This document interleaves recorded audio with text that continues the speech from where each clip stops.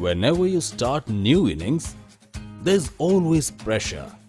Pressure of saving your wicket, scoring runs and scoring them fast.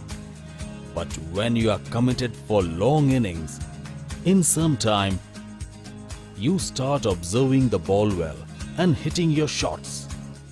Same applies to equity markets too. When we start investing, we feel similar pressure.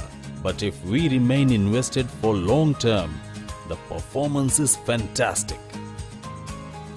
Equity mutual funds have delivered handsome returns in the long term. An SIP of Rs 30,000 per month for 15 years. Total invested amount Rs 54 lakhs is now worth Rs 2.06 crores at 16.25% CAGR. Don't feel the pressure of investment. Invest for long term in equity mutual funds. Contact your advisor now.